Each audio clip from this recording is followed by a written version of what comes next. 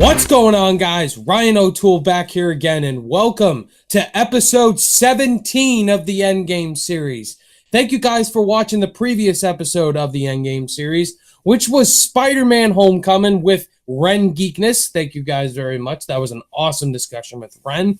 And now we're going on to the final 2017 MCU film, and the third film in the Thor trilogy, and a new director once again. That is Thor Ragnarok, directed by Taika Waititi, who plays Korg in the movie. Hey, take it easy, man. And starring Chris Hemsworth, Tom Hiddleston, Tessa Thompson, Jeff Goldblum as the Grandmaster, and so many others. Taika Waititi as Korg. You can name so many people. Kate Blanchett as Hela. And guys, I have an awesome guest right here with me. He is another gigantic MCU fan, just like I am. We both did a 3-hour-long MCU live stream, as well as Amari Points, talking about a bunch of MCU movies. And now I invited him back on here on my Endgame series to talk about Thor Ragnarok, since he hasn't talked about it yet with somebody. And that is Tyler Calvert. Tyler, welcome to the Endgame series, man. How you doing? Hey Ryan, always cool to be back on the channel, doing more collabs, talking MCU, stuff like that. It's always a blast. We have an awesome discussion to get into with Thor Ragnarok, but before we do, tell us your thoughts on Thor Ragnarok, first of all. Do you absolutely love this film? Is this in your top 5, top 10? Do you think this is one of the more overrated MCU movies, or do you absolutely hate it? Let us know in the comment section below, and let's have a great discussion. And we're not just reviewing the movie. We're going to be having an in-depth discussion about it. We're going to be answering questions, me and Tyler. And now let's get right into the discussion with Thor Ragnarok. Mr. Tyler, the first question I have for you, man, is what was your first experience with Thor Ragnarok? Did you see this in theaters? Did you see it early? What was your first experience with the film? I wasn't going into this, well, when they first announced it, I wasn't as excited just because Thor the Dark World was just really bad. Like, I just really did not enjoy Thor the Dark World whatsoever.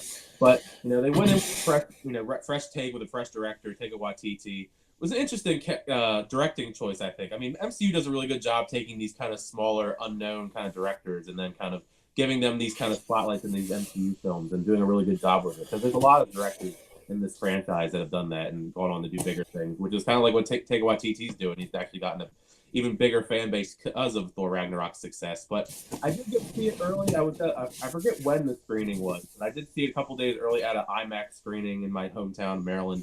And it was awesome. I mean, it's just as crazy in IMAX as I actually kind of wish I could see it again in IMAX, because I think that made it even better, actually. But I actually really enjoyed Thor Ragnarok. I did like a lot of the humor. I didn't like all the humor. I can see why people would not be as big a fan of it, because it is overly kind of jokey at points, and that is kind of like the Marvel thing where most films are overly jokey. But for the most part, I did really like the humor. I thought it definitely made Thor a much better fleshed out character, especially compared to what we got in Thor the Dark World and the first Thor. My first experience with Thor Ragnarok, I saw this opening night in IMAX 3D with a sold-out crowd, and going into it, I was excited for it. I wasn't as excited for it like I was for Guardians 2 or Spider-Man Homecoming.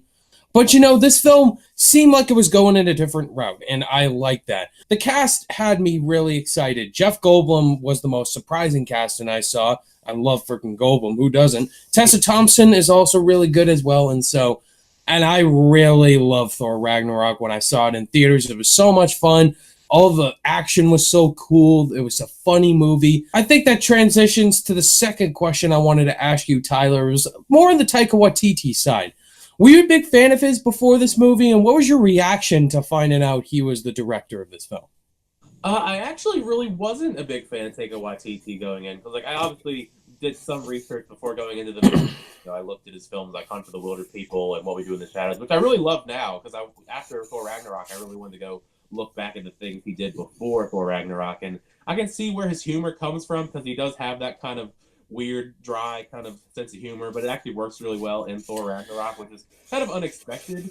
But I'm actually a big fan of him now, probably because of Thor Ragnarok. But I'm actually really excited for the future of his career, and also just more stuff with What We Do in the Shadows as well. It's a very underrated kind of vampire horror comedy, and now they got a TV show for it on FX. So really looking forward to the rest of his career, just because I think he did a great job with this. And I still haven't seen those films yet. I need to watch those sometime. But yeah, so going in, I've been hearing a lot of things about Taika Waititi for the comedic director he was. And so I was curious to see how he was going to make Thor Ragnarok. And I thought he nailed Thor Ragnarok, and I now need to watch those films now because of it, because his humor is like laced perfectly with Thor and Loki and the Grandmaster and Valkyrie. Like, all these characters have great back and forth dialogue, and the way what TT not only has the humor, but the way he sets up the world, and it takes us away from Earth. It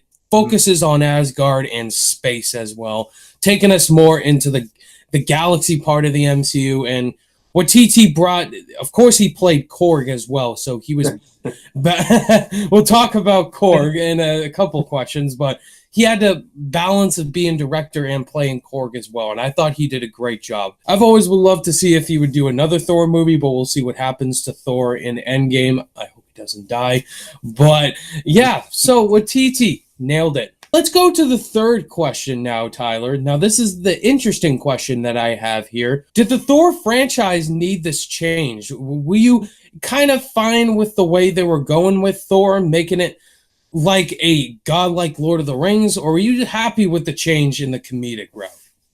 I was actually pretty happy with it, just because I did like the whole cast of characters he had in the first two Thor films. Of course, Natalie Portman and all them, but like I didn't really like them as much, I guess you could say, in Thor: The Dark World. So I was kind of glad they kind of just did away with all of them, just threw them in a whole new adventure without that supporting cast. They're pretty much all written out of the MCU at this point. It seems like they don't think they're coming back anytime soon. But depending on rumors, you never know. They might show up in Endgame. We'll see when it comes out soon. Kind of made Thor go solo. He got a really nice new fresh haircut and all new ragtag group of friends. Obviously, Loki's still in it as well. But other than him, and of course Heimdall as well. I mean, pretty much everybody else is kind of different, and I like that about this. And I like Heimdall's hair change as well. Yeah. Yeah. It's unfortunate, though, because he's not going to be in anything else since he got... Yeah. Spoiler alert. Suicide Squad, so it's okay. It's okay. He'll be Deadshot. Yeah. So anyway, Tyler, I'm curious, man. Who's your favorite side character in this movie besides Thor? Who's your favorite in the supporting cast?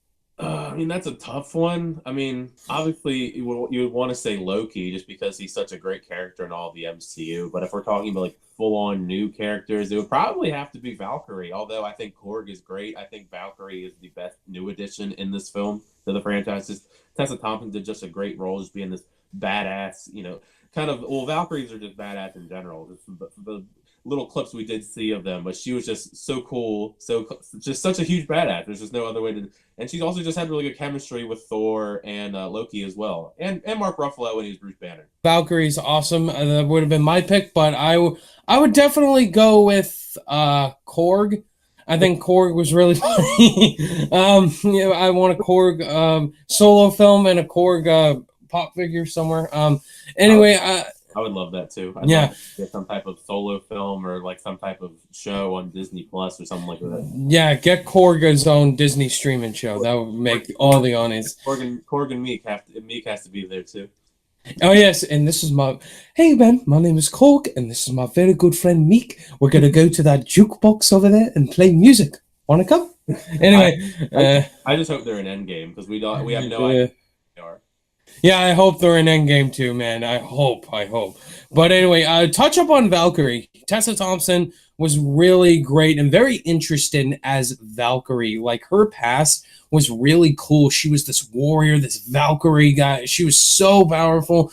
She faced off against Hela in the past, and you definitely see her backstory. Now she's this drunk working for the Grandmaster and all that, and she chugs a freaking whiskey down and all that. No. And her characters, her back and forth with Chris Hemsworth were the highlights of the film by far. And I just really liked her and Chris Hemsworth chemistry. Can't wait to see them in the Men in Black movie. They're teaming up again. And yeah. Loki, a lot of people were really concerned with why would you bring Loki back, but Loki is definitely very interested in this film. He doesn't do a lot of the Loki-isms. He's more of the anti-hero Loki, which I love. He gets so much more development, Loki, and it's great to see him as well. And the Grandmaster, Jeff Goldblum, like, that is the epitome of Jeff Goldblum in all in 1 million. He pretty much just played Jeff Goldblum. He pretty much just played Jeff Goldblum just with a bunch of makeup and all that. And just the intro to the Grandmaster, like playing the Willy Wonka theme. Oh, yeah. Hey, you're the thunder guy and all that. The Lord of Thunder. Lord of Thunder. I am the Lord of Thunder! Yeah. So I think that transitions perfectly to our favorite scenes. Tyler, what were your favorite scenes? I think my number one favorite would probably be when Thor like fully gets access to his thunder powers in the final battle and just starts playing. Immigrant song starts like Led Zeppelin starts playing, and then the whole switching between him fighting all the different guards, and then Loki and Valkyrie and Hulk's fighting the giant wolf. Like as all this is going on, it's a huge badass scene. Other than that one, obviously that's a very obvious one. That one, and then when he fights Hulk in the Coliseum, that's another good one. But there's just so many other good ones. I just it's hard to just narrow down to a couple. When he's tossing Thor around. Yeah, well, that was great just because Loki was like, yes, yes, that's how it feels. Yeah, that was probably my favorite part of that scene. But there's so many other ones, like you already mentioned the Willy Wonka scene, and when Thor first meets Korg, and then all the other times where Loki appears and then he disappears, and he's like, "Piss off, ghost! Piss off, ghost!" My name is Korg. I'm kind of the leader in here. I'm made out of rocks. Don't let that intimidate you. Just a little rock, paper, scissors joke for you. Yeah. The funniest thing was when they have Loki chained up, and then Thor tells them the story about how he shapeshifted into a snake because he loves snakes. Me, and he bit me. Tyler, if there's one least favorite scene you can think of, what's that? Probably the scene where we saw the Hulk's ass. Hulk's butt. That's definitely a negative. I think that has to be number one for me, anyways. Quinjet. Nothing against Hulk, but it's not something I wanted to see. Especially children, young children. I'm sure people were scarred by Hulk and his giant green behind. They definitely, I think, rushed Odin's death very quickly. I would say that would probably be one of my least favorite scenes. Maybe the scene where Hela is explaining her backstory with Odin and all that. Many of the exposition scenes with Hela could probably be my least favorite scenes, because they do tell a lot about Hela, and you have to know all these things about her and all that. That was definitely one of my weaknesses of Thor Ragnarok, even though I love Hela as a villain.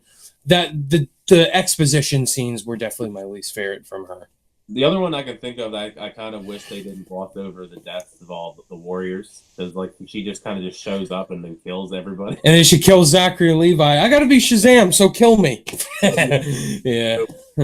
He just is like immediately daggered in the chest and dies. It's just funny how Phil, I'm just a janitor.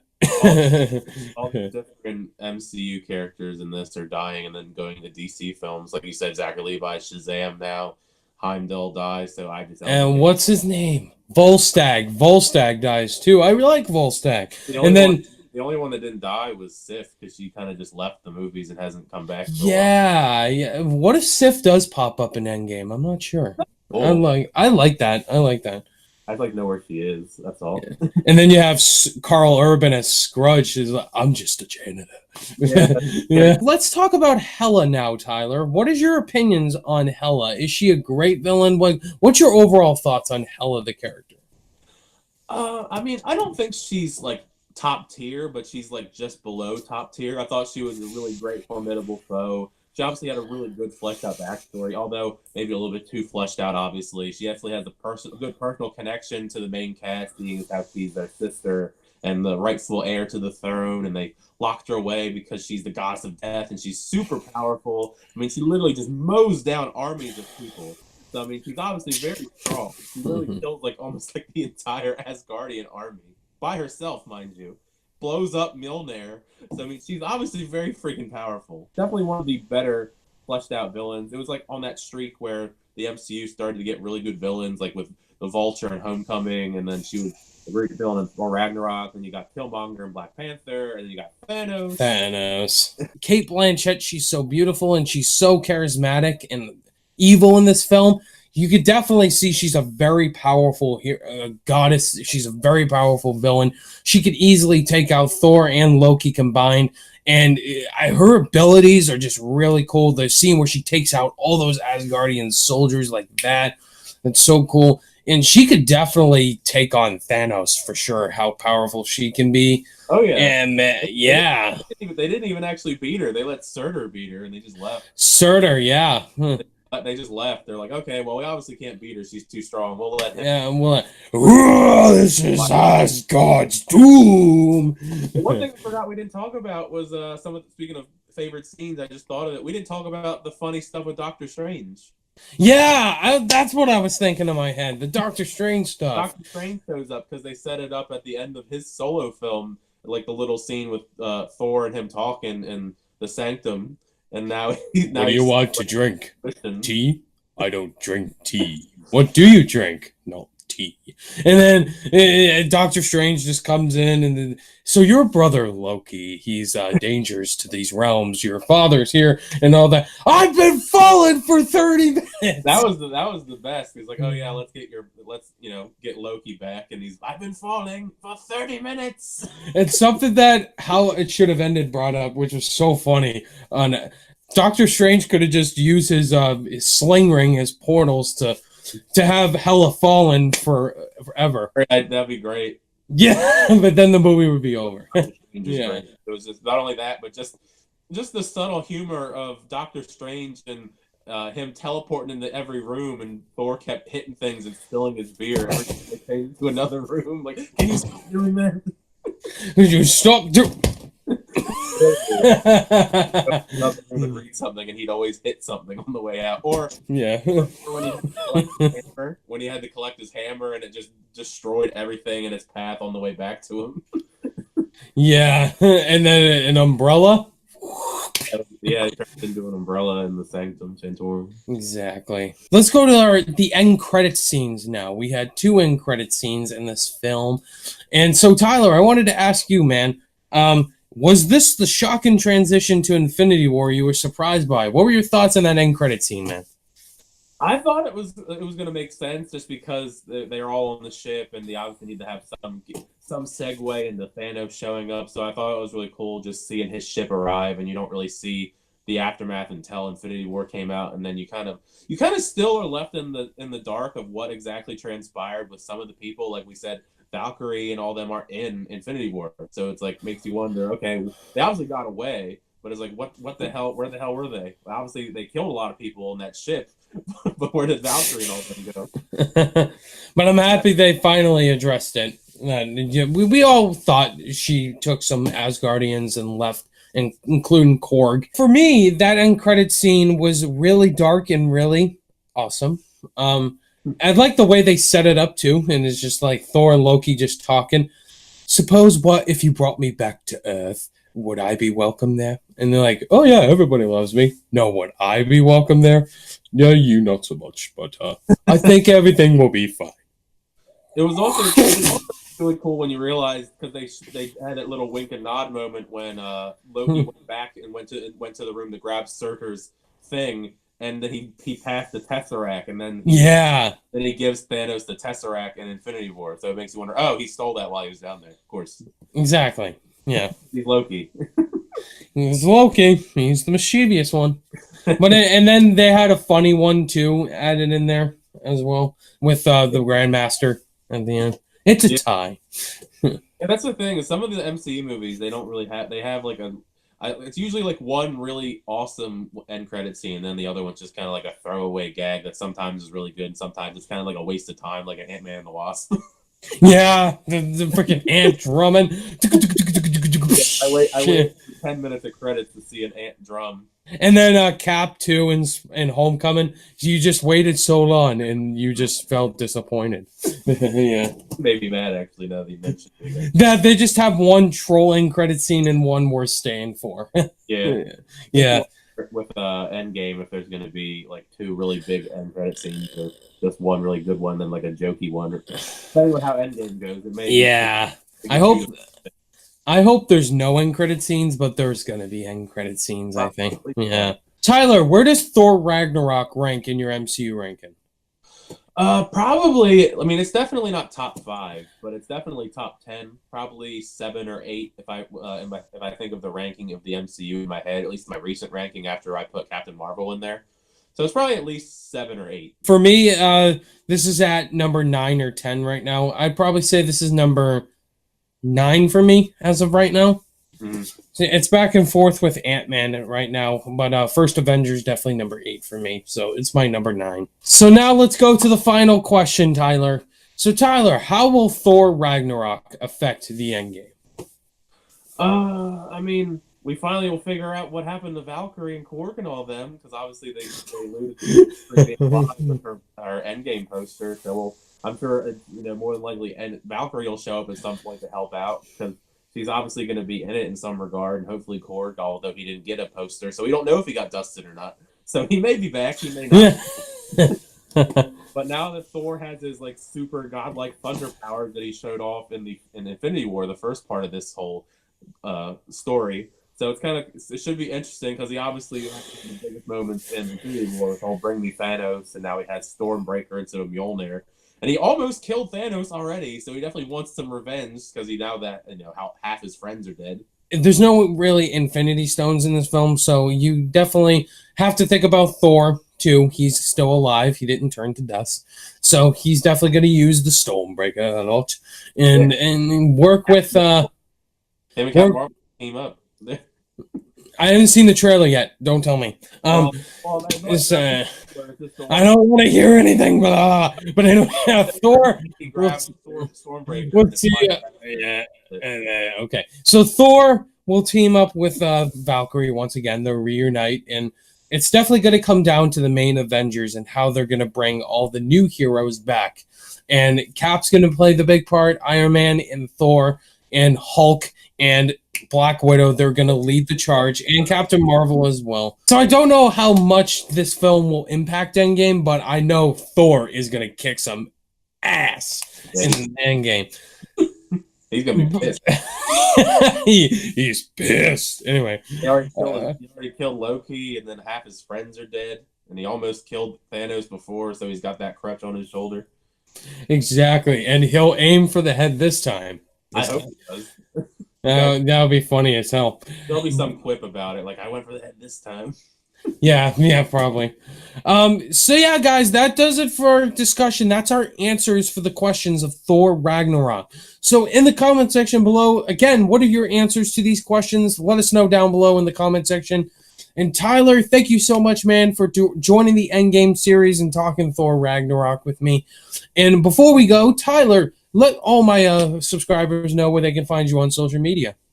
Well, YouTube's pretty easy. It's Tyler Calvert, TYLERCALVERT. My Instagram is Tyler Calvert 23, and my Twitter page is Tyler_Calvert23. I try to keep them all consistent. It helps. It helps with getting them all together if you just use your name in different fashions. So you go check out Tyler. He does a lot of movie reviews as well. A bunch of movie content over there. So yes, definitely give Tyler the love. He deserves it. And guys, thank you for watching this episode. And if you guys liked it, give it a thumbs up. And all that is in the description. And guys, stay tuned for episode 18 because we're going right to the African nation of Wakanda and talking about Black Panther with John from The Real Talk. That episode is up next. Do not miss that. And guys, all my social media links are in the description down below. Click that notification bell on your way out. And I'll see you guys in the next video. Bye! Bye.